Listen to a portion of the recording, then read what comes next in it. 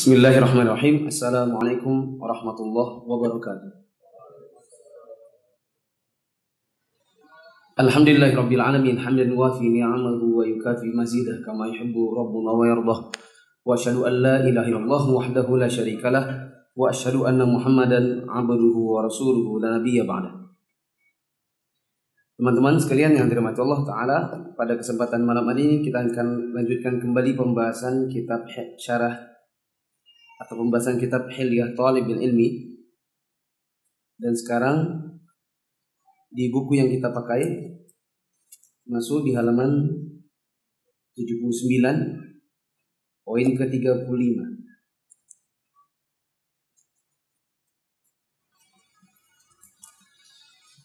Disebutkan oleh penulisnya, di antara adab seorang penuntut ilmu adalah al-muhafazatu ala ra'si malik, menjaga modalmu, yaitu sa'atu umrik, yaitu waktu-waktu di dalam hidupmu. Kita baca, jagalah waktu dengan sebenar-benarnya untuk hal-hal yang sifatnya produktif. Bersekutulah engkau dengan pekerjaan, bukan dengan pengangguran dan kesombongan. Bersahabatlah dengan pekerjaan, jangan bersahabat dengan permainan atau perbincangan. Teman-teman yang dirahmati Allah, kita diarahkan sebagai seorang penuntut ilmu oleh penulis di sini, Syekh Bakar bin Abi Zaid, agar senantiasa menjaga waktu-waktu itu agar ada hasilnya, betul-betul produktif. Dan kita disuruh untuk bersekutu dengan pekerjaan, jangan terlalu banyak menganggur.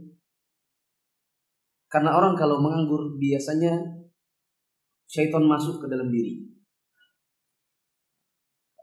terutama pemuda. Kalau banyak nganggur, itu banyak syaitan masuk ke dalam dirinya, mengajak dia untuk menghabiskan waktunya pada hal-hal yang sifatnya imma sia-sia, imma haram. Maka jagalah agar waktu-waktu antum betul-betul produktif. Ketika antum mengerjakan sesuatu, yakinkan bahwa yang antum kerjakan ini nanti ada manfaatnya, imma di dunia, imma di akhirat. Seperti duduk kita malam hari ini. Ini kegiatan produktif, yaitu memproduksi pahala dengan jumlah yang besar. Karena disebutkan oleh Imam Ahmad bin Hanbal, tidak ada amalan setelah tauhid, kemudian amalan-amalan yang wajib yang lainnya yang sifatnya individu, yang pahalanya lebih besar melebihi thalabul ilmi, menuntut ilmu. Begitu juga di pagi hari. Antum ngapain? Saya kerja, Ustaz. Dapat penghasilan baik untuk dunia?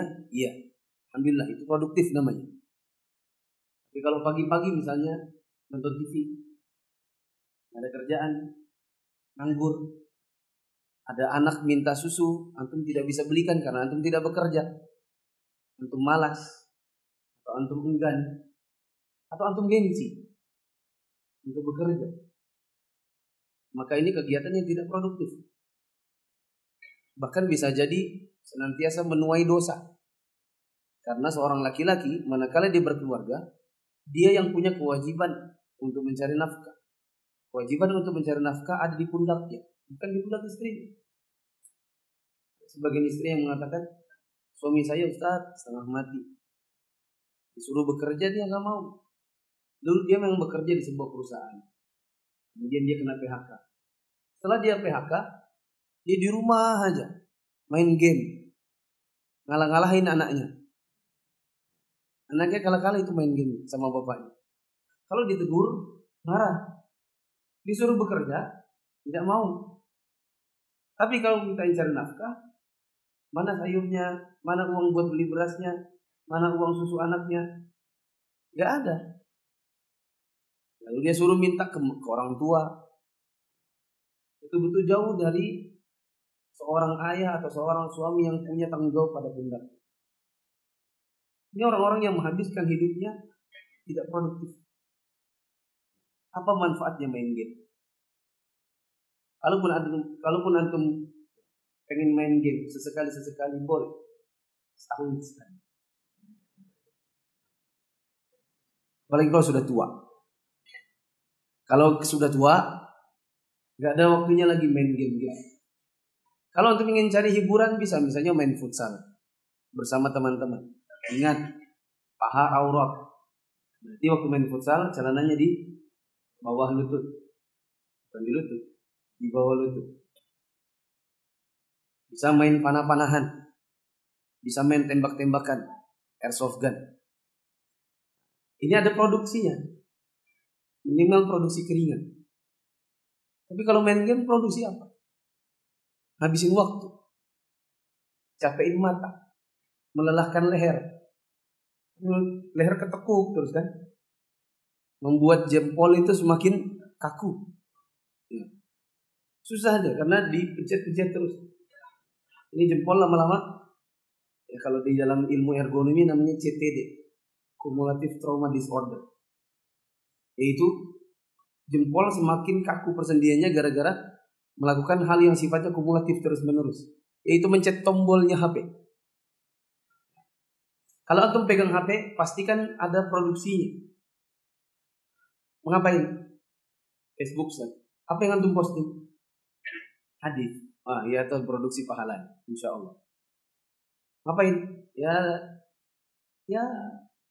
ngapain ya? Lihat-lihat newsfeed-nya orang. Antum cuma lihat punya orang, berarti antum jadi follower tok. Jadi follower tok, antum tidak memberikan pahala. Bersekutulah dengan pekerjaan, jangan dengan pengangguran. Kalau antum punya teman sesama pengangguran, jangan berteman dengannya. Nah, itu sesama buta, saling menuntun. Kira-kira kalau mereka jalan bersama, tertabrak bersama atau tidak? Iya. Jadi kalau pengangguran, bilang, kita akan nganggur. Kita ngapain yuk? Bikin apa kek? Gali-gali, cari di YouTube. Ada kreasi-kreasi apa ya?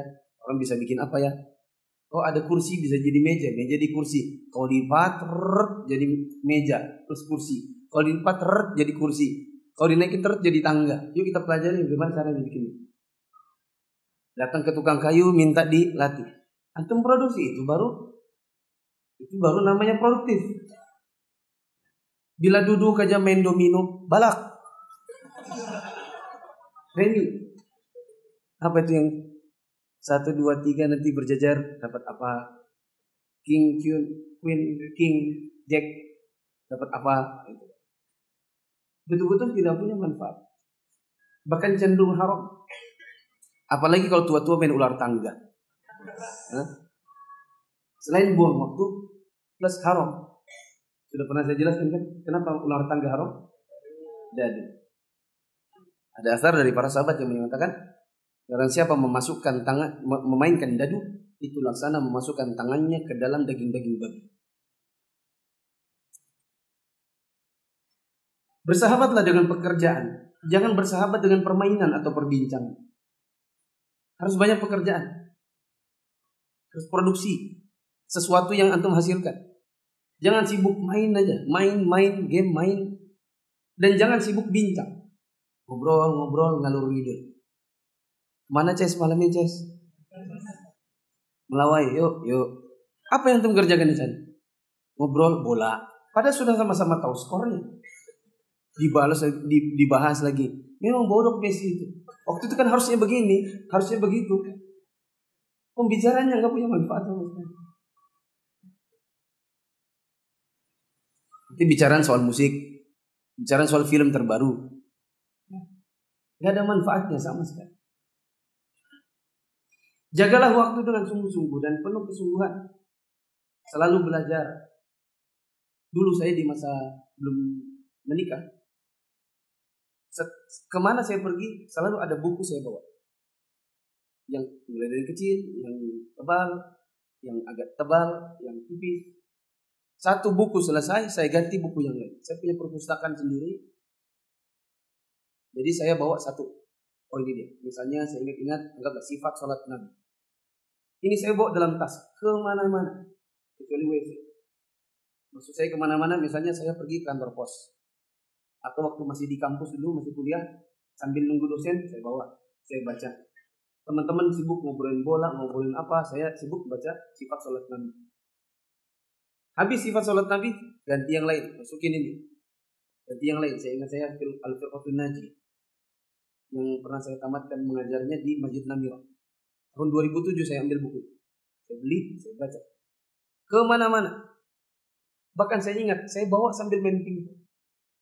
Sambil nunggu orang main pingpong, saya baca Al-Firqatun Naji. Giliran saya main pingpong, saya tutup bukunya, saya main. Saya nggak mau kehilangan waktu saya.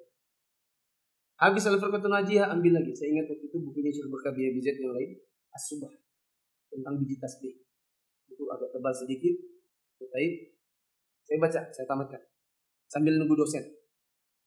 Terus kemana-mana. Bahkan sambil makan. Pergi ke warung dekat kampus, sambil makan di warung saya sambil baca buku. Sambil makan. Matanya di situ. Dan percaya nggak percaya, saya cukup dikenal di kampus sebagai orang yang bisa berjalan sambil baca buku. Orang bertanya, nggak jatuh kah kamu? Nggak kesandung kah? Mau awas tangga.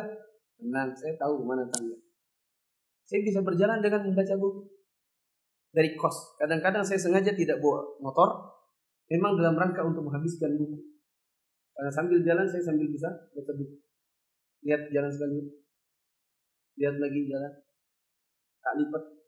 Stabilo. Mana penting. Jadi sambil berjalan saya pun bisa membaca buku. Itu karena betul-betul ingin belajar sungguh-sungguh. Selalu belajar kemanapun saya pergi. Bersama guru. Antum bersama guru enggak? Kalau ngaji doang sama guru, terus sehari-hari enggak pernah misalnya bertanya, bergaul, itu ada yang kurang.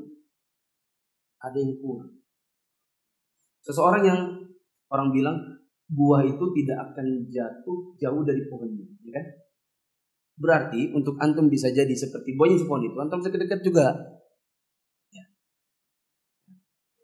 Harus dekat-dekat dengan ustadznya. Ustadz siapa kek? Yang penting ustadznya manhajnya lurus. Sibuk dengan ilmu, baik yang dengan membacakan, misalnya membaca buku, membacakan misalnya ustadz, saya bacakan sesuatu tolong ditanggapi. Ini juga dulu pernah saya lakukan. Saya pernah belajar usul fiqh dengan kitab Syarah Nadhil Waraqah Syekh Utsaimin. Saya datangin ustadz yang memang dia S2-nya usul fiqh. Saya minta kepada dia, ustadz, setiap subuh kita ketemu di sini bisa ngapain lagi? Saya mau setoran baca. Nanti saya menjelaskan. Kalau ada yang salah, ustadz tegur. Oke, boleh. Jadi setiap subuh kami ketemu. Saya cari dia di masjid, itu dia. Kadang-kadang agak ngantuk-ngantuk dia. Saya datangin. Assalamualaikum Ustaz. Waalaikumsalam. Setor baca. Lihat sini, tafadhol. Saya duduk di sebelahnya. Setor baca. Qala al-muallif rahimahullah taala bla bla bla bla bla bla bla. Indonesianya begini. Penjelasannya gini. Kadang Ustaznya, oh bukan begitu. Maksudnya itu begini. Oh iya Ustaz. Bukankah begini Ustaz? Oh iya betul juga sih. Oh iya sudah. Ini. Mengkaji. Bukan cuma baca. Ya, kalau antum pegang buku, untuk membaca buku dan antum ingin mengkaji, harus ada ini alatnya. Pena. Karena ketika seseorang mengkaji sebuah buku, dia perlu melihat satu persatu perkataannya. Kalau ada yang penting, dia berikan misalnya catatan. Kalau ada sesuatu kemudian dia contohkan. Kalau antum lihat buku saya ini, entah di mana buku Anda ini isinya melulu catatan-catatan pinggir. Catatan-catatan dengan apa? Post-it. Kalau membaca, ingat-ingat sesuatu, catat di sebelahnya. Nggak akan bisa mengkaji kalau tanpa pena. Jadi saat membaca buku, saya selalu pegang pena. Kalau nggak ada pena, nggak enak. Yang juga saya selalu ada adalah stabilo. Seperti ini. Stabilo dikuningin, kasih centang bahwa bagian ini semuanya penting. Itu namanya mengkaji.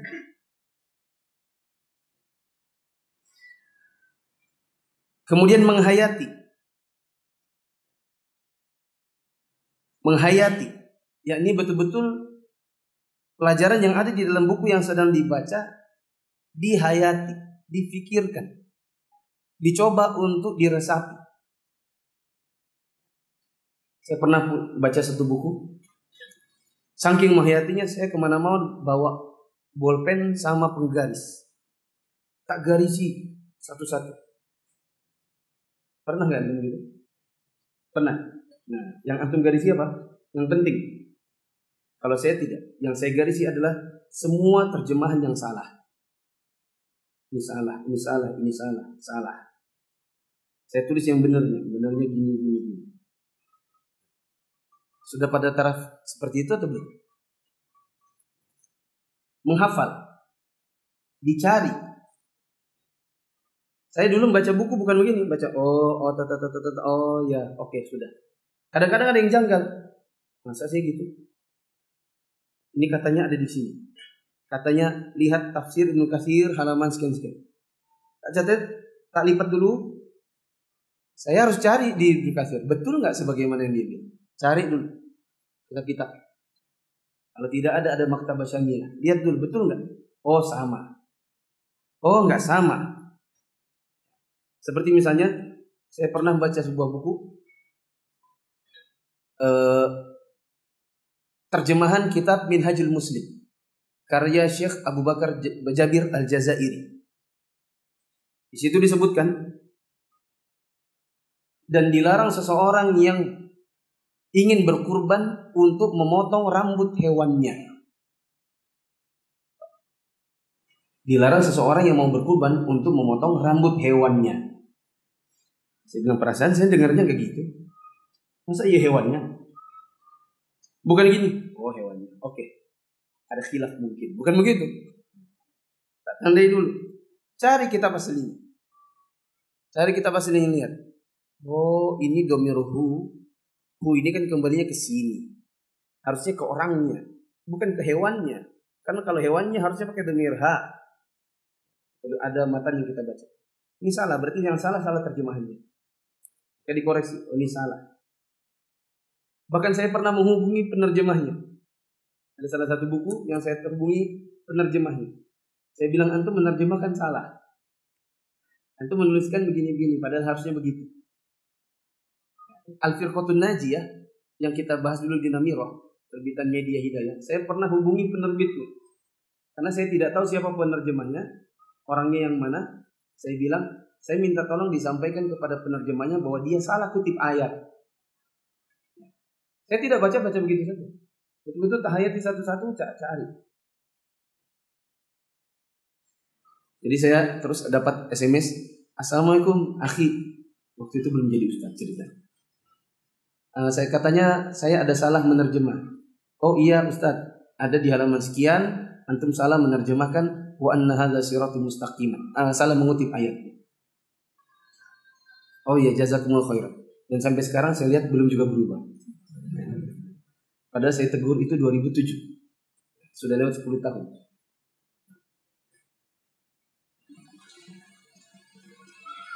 Terlebih-lebih pada masa remaja. Di usia dini. Saya katakan waktu belum nikah. Karena antum kalau sudah nikah baru ngaji. Itu ya. Pertama kalau ikut kelas bahasa Arab setengah mati. Saya belum ketemu kecuali satu. Di Balikpapan. Ikhwan yang sudah menikah bahkan punya anak yang bahasa Arabnya lolos arti ada matian, sekarang sudah bisa baca kitab. Baru satu orang saya ketemu. Sisanya belum. Yang sisanya bukan sudah lolos. Bukan lulusan kelas bahasa Arab. Lolosan kelas bahasa Arab. Baru setengah berhenti. Setengah hilang. Datang lagi suruh baca bingung. Kenapa? Karena udah nikah. Di pikiran di kepala itu bukan cuma bahasa Arab. Mau ngafalin huwa huma hum hiya huma hunna anta antum antum itu nggak ada di pikiran. Di pikiran itu besok anak mau sekolah berapa sangunya, istrinya berapa cincinnya lagi, sayurnya, itu yang dipikirnya. Urusan kantornya, pulang kantor sudah capek, masuk kelas bahasa Arab sudah setengah, ibaratnya itu HP, ibaratnya HP, baterainya udah tinggal dikit, ya. Terus mau dipaksakan, sudah tulisannya connect to charger, sudah ndak lekat dengan kepalanya. Itu tipikal orang-orang yang belajar bukan di masa remaja, di masa sudah menikah. Maka di sini dikatakan terlebih-lebih lagi pada masa remaja di usia dini. Selanjutnya ketika masih sehat, usahakan belajar di waktu-waktu sehat. Karena kalau sudah sakit susah. Misalnya antum punya penyakit itu kambuh-kambuhan. Bacalah buku tentang tata cara sholat bagi orang sakit. Bacalah buku tentang tata cara wudu, tayammum bagi orang sakit. Karena kalau nanti datang sakitnya, antum sudah punya ilmunya. Jangan tunggu sakitnya baru mau dibaca. Sudah dibaca, aduh sakit. Sambil membaca sakit sudah tidak konsep. Sekarang mumpung lagi sehat, baca. Sering-sering baca. Nanti datang giliran sakitnya, antum tahu apa yang antum harus kerjakan. Nah, saya tambahkan. Usahakan waktu masih kuliah. Karena waktu di masa kuliah, siapa mahasiswa angkat tangan? Usahakan di masa-masa antum kuliah, lakukanlah, belajarlah agama di berbarengan dengan belajar antum kuliah apa? Meteorologi. Sambil belajar metalurgi sambil. Saya juga dulu kuliah umum. Belajar agama tetap. Setelah saya lulus, pers kampus datang, minta untuk sempat wawancara. Dia bertanya, bagaimana caranya bisa antum dikenal sebagai mahasiswa di fakultas teknik yang belajar agama, bisa ini, bisa itu, tapi juga lulusan wisuda lulusan pertama, IPK-nya kalau sefakultas saya tidak paling tinggi, tapi sejurusan saya paling tinggi. Saya lulus 3,89. Ada satu cewek di atas saya tapi beda jurusan, 3,9. Kok bisa 389? Tapi belajar agama juga jadi. Saya bilang tekniknya. Ada teknik yang saya terapkan. Kemudian saya yakin kalau seandainya saya menyempatkan waktu untuk belajar agama, saya yakin pada kuliah saya Allah akan bantu menambahkan pemahaman supaya kuliah umum saya bisa lancar saya pahamnya. Saya menyempatkan untuk agama Allah, maka insya Allah Allah akan bantu dunia saya. Intan surullah yang suruh. Kalau kau tolong agama Allah, maka Allah pun akan menolongmu. Itu masuk di dalam Al-Quran kampus itu. Gunakan kesempatan yang mahal ini untuk meraih derajat ilmu yang tinggi. Masa muda merupakan masa konsentrasi hati dan pikiran. Belum banyak kesibukan disebabkan oleh tuntutan kehidupan dan kepemimpinan. Coba lihat. Masa muda antum belum banyak pikiran, belum ada istri, belum ada anak, masih dibiayai, antum tidak harus cari uang. Itu masa-masa emas untuk mencari ilmu. Ini ada perkataan yang bagus. Dan antum belum banyak tuntutan kehidup dan kepemimpinan. Kalau punya stabilo itu kata kepemimpinan. Kata Umar bin Khattab, ta'allamu tafaqahu qabla an tusawwadu. Belajarlah kalian sebelum kalian dijadikan orang sebagai pemimpin. Ta'allamu qabla an tusawwadu. Belajarlah sebelum jadi pemimpin. Apa maksudnya? Siapa yang tahu saya beri buku. Tapi harus ikut kajiannya di weekend, hari Senin malam. Apa maksudnya? Belajarlah sebelum jadi pemimpin.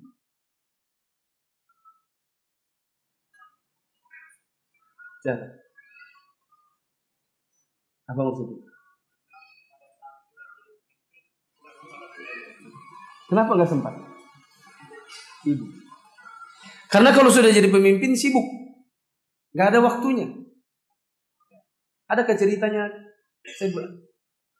Adakah ceritanya misalnya wali kota, gubernur, atau raja, atau presiden ikut kajian gitu, rutin malam Senin ikut hilir tolibin ilmi, ada? Hah? Hari apa dia ikut apa? Hari ikut apa dia? Enggak ada ceritanya. Karena sibuk. Siapa lagi yang tahu?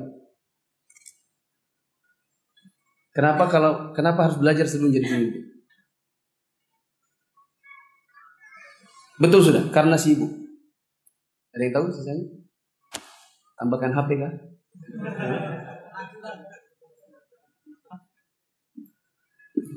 Kenapa?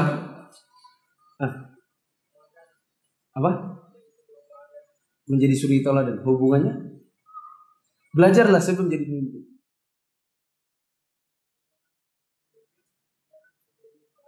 Karena kalau sudah jadi pemimpin, dia akan jadi teladan. Oh, maksudnya belajar sekarang, karena kalau nanti jadi pemimpin, kau diteladani orang. Ya boleh lah. Tapi itu kajian ya. Ada yang lainnya, ini saya mau apa? Pemimpin betul ilmu ya, sama lah.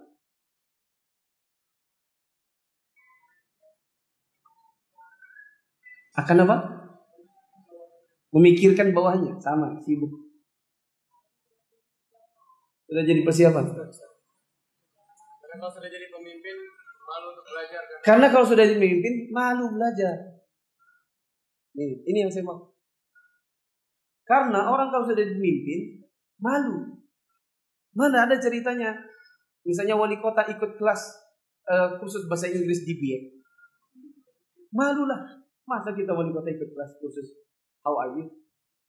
I'm fine, thank you. Orang kalau sudah jadi pemimpin, malu untuk merendahkan dirinya lagi duduk. Malu nanti kau duduk di sini, duduk paling depan situ wali kota, wakil wali kota, gubernur, Pak Presiden ikut pengajian.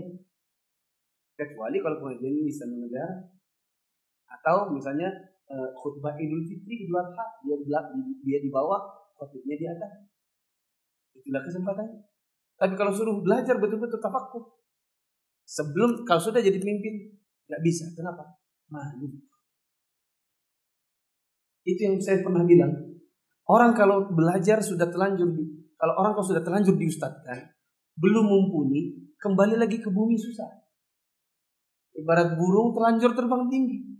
Meskipun di sana bawa banyak makanan, dia nggak mau lagi turun, mending dia pindah. Kenapa? Malu. Sudah terlanjur dijadikan seseorang, sudah terlanjur teranggap di masyarakat. Maka untuk merendahkan hati lagi untuk ke bawah, nggak bisa. Itu yang dimaksud dengan belajarlah sebelum kau jadi pemimpin. Karena kalau sudah jadi pemimpin, habis waktumu untuk mikirkan orang, habis waktumu untuk mikirkan yang bukan dirimu, dan kau pasti akan malu untuk turun lagi ke bawah, duduk di lantai bersama para penuntut ilmu yang setara dengan. Belum banyak kesibukan disebabkan oleh tuntunan hidup dan kepemimpinan. Selain itu, masih ringan beban dan tanggungan keluarga. Ada pepatah yang mengatakan, "Malil mu'airi walil awali innama yas'a ilaihinnal faridul farid." Orang yang banyak tanggungan mana mungkin mendaki ke tempat tinggi. Hanya yang benar-benar sendirilah yang mampu berjuang untuk menggapai tempat tinggi. Jangan terbiasa menunda-nunda. Baca ini, entarlah. Ikut kajian yuk, entarlah. Kita ikut kelas bahasa Arab, entarlah. Yuk ikut kelas tahsin, entar aja. Jangan tunda-tunda. Jangan katakan kepada dirimu bahwa kau akan menundanya sampai nanti tahun sekian. Tunggu nanti tunggu selesainya pekerjaan dan seterusnya. Bersegeralah sebelum engkau menjadi bukti kebenaran ucapan Abu Tohan Al-Qaini. Apa yang dia katakan? Hanadni haniyatud dahr hatta ka'anni khatirun adnu li saydi qasiru khatwi yahsibu man ra'ani walastu muqayyadan anni biqaidi. Faktor-faktor usia membuatku terbungkuk hingga diriku bak pemburu yang merunduk mendekati mangsa. Langkah kaki pun pendek-pendek yang melihatku mengira aku terikat padahal aku tidak terikat. Usama bin Munqidh berkata, "Matamanina atas dha'fu fi jasadi wa sa'ani dha'fu rijli wa ittirabu yadi. Idza katabtu fa khatti khattu muttaribi Akhadti murta'ishil kaffaini murta'idi. Fa'jab bi dha'fi yadi an hamliha qalama min ba'di hamlil qana fi labbatil asadi. Faqul liman yatamanna tula muddatihi hadi awaqibu tulil umri wal mudadi. Seiring usia 80 tahun, kelemahan menjalari tubuhku. Lemah kakiku dan gemetar tanganku benar-benar mengesalkanku ketika menulis tulisanku belok-belok. Orang kalau sudah tua mau nulis bahasa Arab belok-belok, ya kan? Wong mudanya aja belok-belok. Ya. Karena nggak kebiasa. Saya sering bilang sama teman-teman yang ikut kelas bahasa Arab, tak pernah menulis, ya akan pernah itu bisa bahasa Arab. Seorang yang nggak bisa bahasa Inggris, seorang yang lagi belajar bahasa Inggris, tak pernah mau menulis bahasa Inggris, nggak akan bisa. Karena dia akan nggak terbiasa. Makanya kita dapat ada orang sebagian yang bisa lancar bahasa Inggris, tapi kalau suruh nulis bingung. Dia nggak ngerti grammar, dia nggak ngerti koma atas s, r itu tulisannya kayak apa.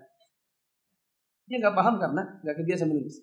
Lebihnya lagi kalau bahasa Arab, ikut kelas bahasa Arab tapi nggak pernah mau nulis Bismillahirrahmanirrahim aja nggak pernah, nggak akan bisa. Karena orang harus terbiasa belajar bahasa Arab itu harus tahu mana fathah, mana kasrah, mana dhammah. Nggak terbiasa ini semua maka nggak akan. Seperti tulisan orang yang tangannya selalu gemetaran. Sungguh betapa lemah tanganku hanya sekedar mengangkat pena, padahal dulu bisa menghujamkan tombak ke dada singa.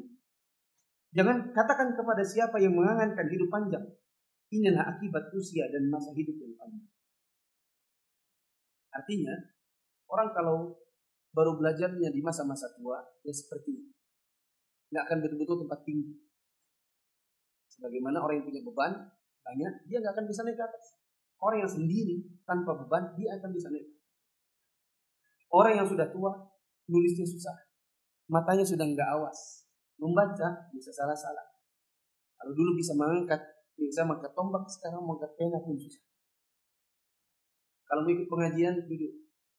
Tapi duduknya gelisah. Sakit pinggang. Betis dipukul. Kepala nggak enak. Pengen belok sana, pengen belok sini. Kenapa? Nggak tahan duduk. Ikut pengajian 1 jam, 2 jam sudah enggak. Itu kalau orang belajar di usia.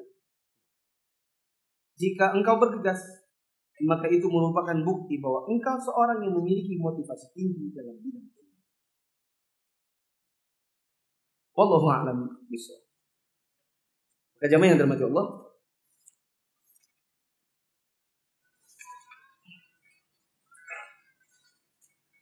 saya ringkas. Seorang penuntut ilmu harus menjaga waktu. Harus produktif. Harus bekerja. Jangan menganggur. Ini, jangan sombong belajar. Orang kalau sombong belajar, insya Allah gak dapat ilmu. Saya beri contoh. Di antara sombong belajar adalah, misalnya dia, ustadznya lebih muda, apalagi baru lulus. Di mana Mbak Dina? Aku sudah lama belajar. Sama Ustadz Abdurrahman aku udah bertahun-tahun. Ada ustadznya yang begini, sudah salah, nanti aja. Datang khutbah Jumat, sibuk mencari tembok demi tak menghadap ustadznya.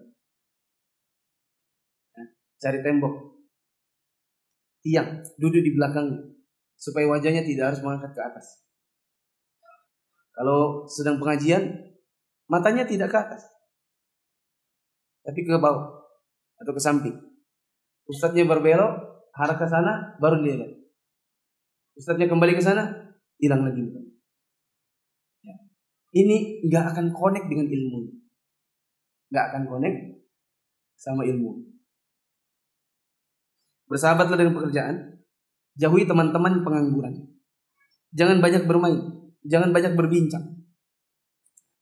Kalaupun harus bermain, maka cari permainan itu produktif juga, yang menyehatkan badan. Tapi jangan kebanyakan. Ada ikhwan saya tegur, antum kalau ketemu di lapangan bisa 5 kali seminggu, tapi ketemu di kajian 1 kali belum tentu. Kalau ketemu di lapangan sering. Ini kebanyakan main ketimbang belajar. Kalaupun ingin berbincang, yakinkan pembicaraan itu pembicaraan yang penting. Pembicaraan yang betul-betul bisa memberi manfaat bagi antumnya maupun kepada yang jadi lawan bicaranya.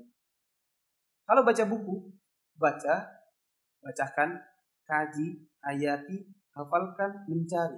Maka baca perlu butuh pena. Pena ini harus sambil menggaris, sambil mencoret, sambil menulis. Gunakan kesempatan yang mahal untuk meraih derajat ilmu yang tinggi. Lakukan itu di masa muda, sebelum antum menikah. Lakukan sambil kuliah. Semoga Allah menolong kuliah antum supaya bagus. Lakukan menuntut ilmu sebelum antum jadi pemimpin. Karena kalau sudah jadi pemimpin, sibuk atau main. Jangan terbiasa menunda. Jangan katakan aku belajar ini nanti kalau. Kapan mau tahsin? Nanti deh kalau ada kelasnya di bulan Ramadan. Iya, kalau masih Ramadan atau masih hidup. Nanti deh tunggu ada itikaf. Ustaz, ada ke kelas tahsin lagi? Ada kapan? Nanti itikaf. Ya udah saya ikut ya, daftar nanti pas itikaf. Jangan, ustaznya belum buka, antum cari yang lain. Antum harus segera bisa baca Quran. Nah, wallahu a'lam bishawab.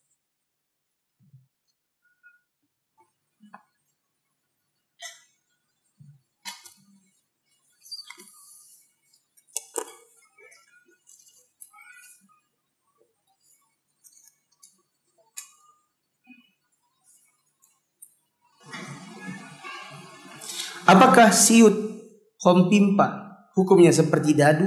Iya. Hompimpa alayum gambreng. Apakah itu untung-untungan atau tidak? Pakai skill atau tidak? Hah? Enggak. Satu-satunya yang pakai skill adalah kalau antum siut sama anak kecil. Antum gini kan. Nah, gitu kan? Gitu enggak?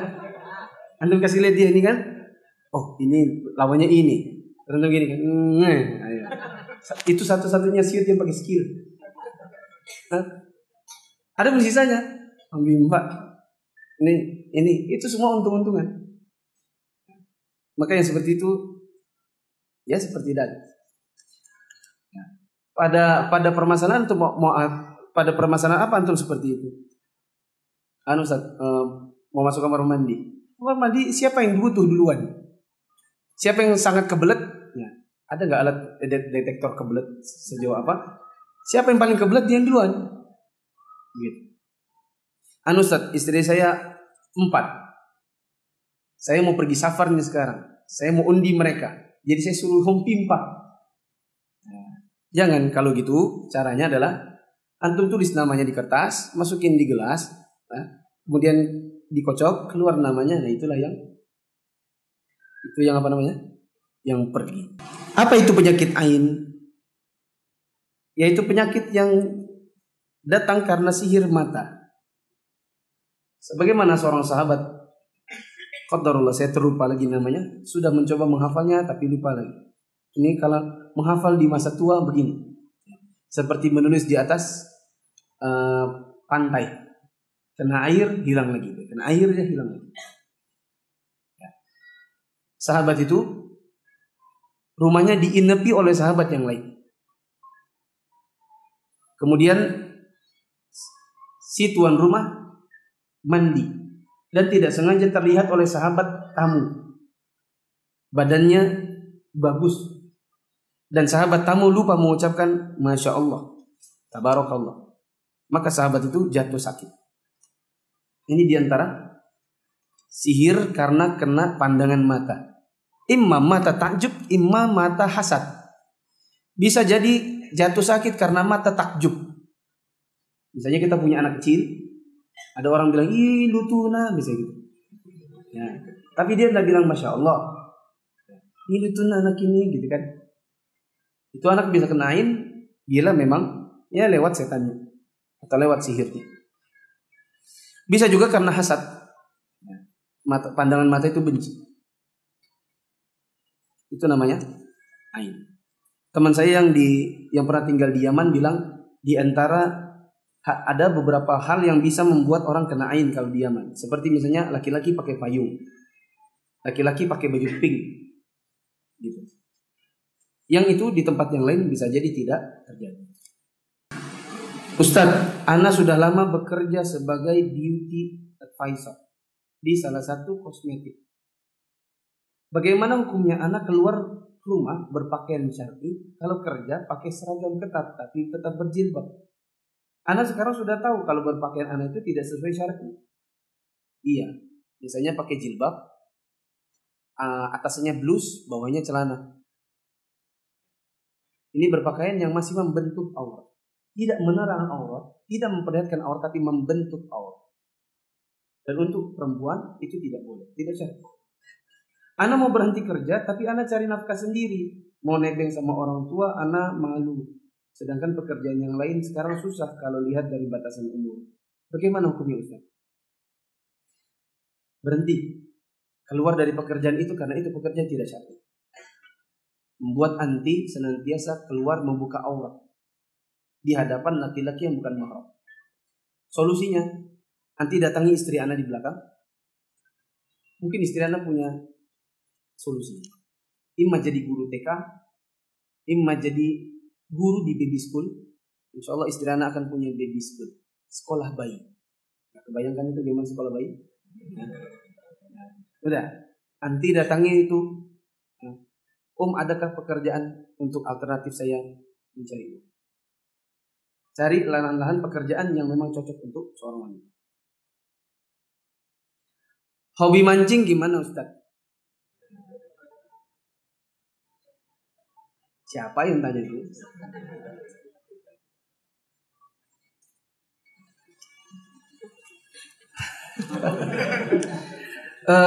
Mancing gak apa-apa, tapi nungguin ikannya itu buang waktu. Saya pernah diajak mancing sama Ikhwan. Dan kita mau rilah ceritanya, rilah kajian. Saya mengasuh pengajian di tahun 2008 di Rumher 1. Tahun 2009 saya ajak mereka rilah ke Widuri. Tahu ke Widuri? Ini Ustaz, caranya mancingnya. Ayo, saya pegang juga pancingnya. Kita pegangin. Mas, ini kalau nunggu ikan ini, kalau saya berhenti terus saya baca buku, selesai bukunya. Daripada saya mancing begini, megangin nggak dapat ikannya. Saya bilang habis waktu saya. Maka saya tahu makan aja ya. Nih, saya kembali ke tenda, pondok-pondok itu saya baca buku. Gak cocok, gak hobi. Nah, yang hobi mancing itu apa sih anunya? Yang ditunggu itu loh. Padahal kalau yang ditunggu ikan, tinggal beli di pasar. Tinggal beli berapa sekilo? Sekian. Bakar, goreng, makan. Iya kan? Ya itu hanya para pemancing yang mengerti mereka. Tapi kalau saya ya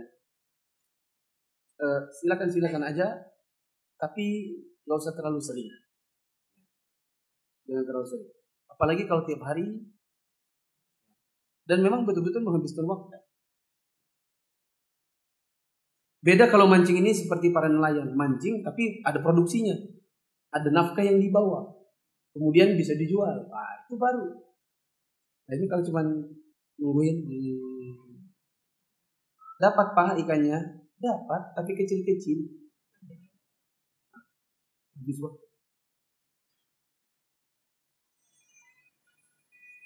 Apa saja dosa besar suami istri terhadap suami?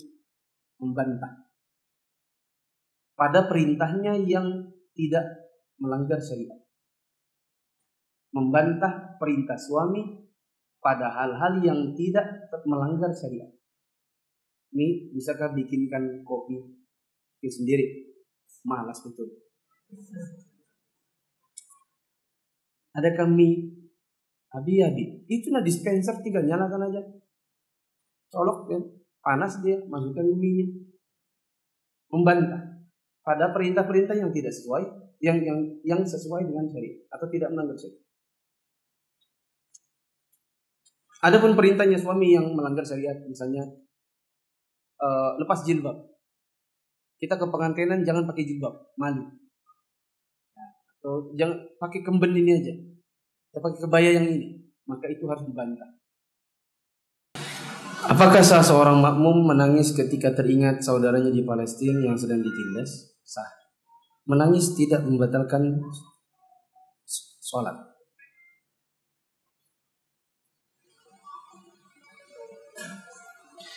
Saya bekerja di perusahaan A, melayani perusahaan B. Suatu hari saya pergi dinas bersama karyawan perusahaan B selama 2 hari. Pas pulang, karyawan perusahaan B nyuruh saya bikin klaim dinas 3 hari dan bayar dinas perjalanan saya perusahaan A yang dibayarkan dari perusahaan B. Apakah ini boleh? Gak boleh. Kalau antum dinasnya 2 hari, 2 hari. Dinasnya 3 hari, 3 hari. Antum dikasih dinas dengan fasilitas hotel, tapi antum nginepnya di rumah keluarga, laporan antum bukan di hotel. Bila laporan antum laporan hotel, maka antum makan uang haram. Kenapa ngangguk-ngangguk semua? Pengalamannya. Saya dulu PNS. Kalau nginep di hotel, maka tebus atau reimburse atau bikin laporan perjalanan, nanti akan dikasih duitnya dengan hotel. Bilang nggak nginep, meskipun ada tuh misalnya SPPD, surat perintah perjalanan dinas, buat pejabat misalnya 4, golongan 4A. Ya, misalnya jatahnya anggaplah 2 juta. Itu sudah masuk di dalamnya fasilitas hotel bintang sekian dengan pesawat misalnya Garuda. Antum naiknya Lion, tebusannya harus Lion.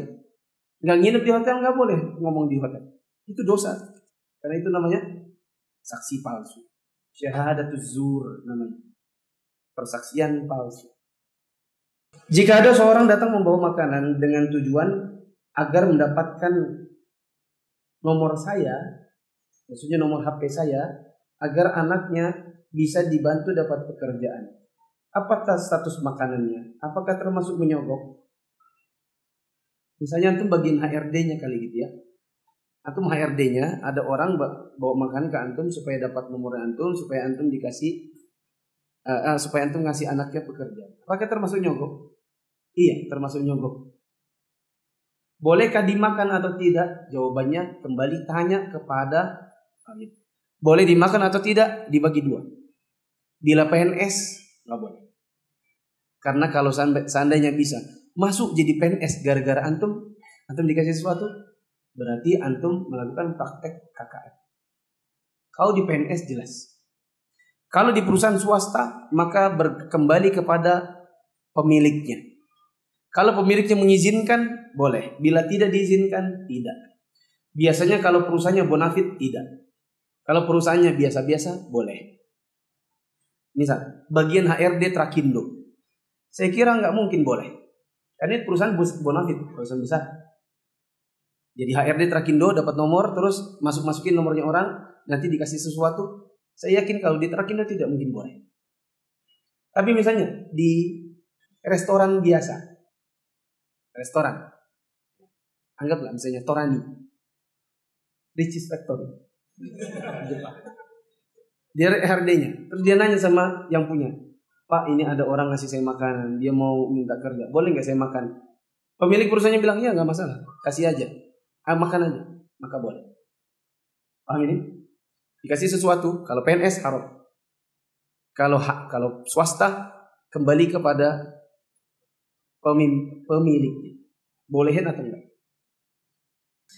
Mohon nasihatnya bagi pemuda yang ingin menikah tapi ragu, bagaimana menghilangkan keraguannya? Jangan ragu.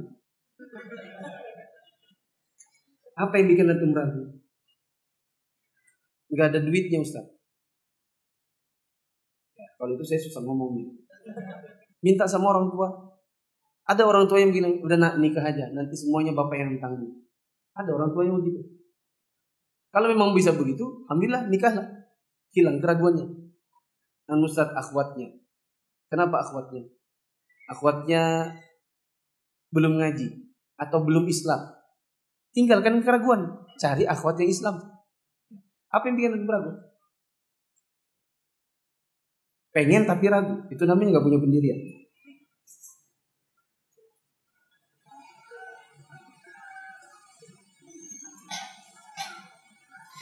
Bolehkah seorang ikhwan melamar seorang diri tanpa wali? Jawabannya boleh. Persiapkan fisik, ya, Maksud saya jangan datang lusuh-lusuh, jangan pakai baju bola, pakai baju koko, pakai peci. Ya. Mandi bagus-bagus, jangan keringatan. Ya.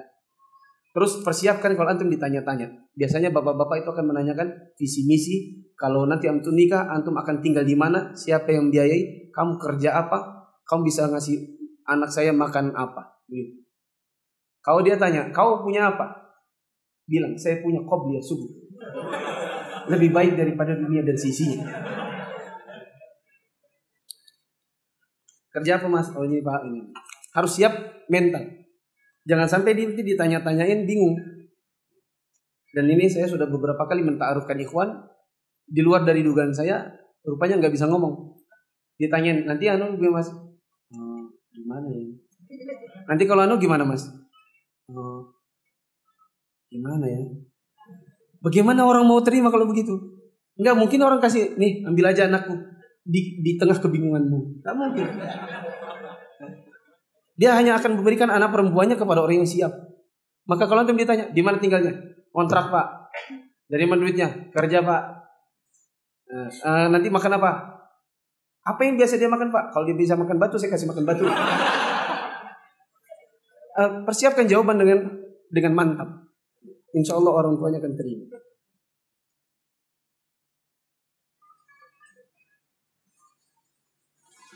Sudah kebanyakan. Subhanakallahumma wa bihamdika asyhadu an la ilaha illa anta astaghfiruka wa atubu ilaik. Wassalamualaikum warahmatullahi wabarakatuh.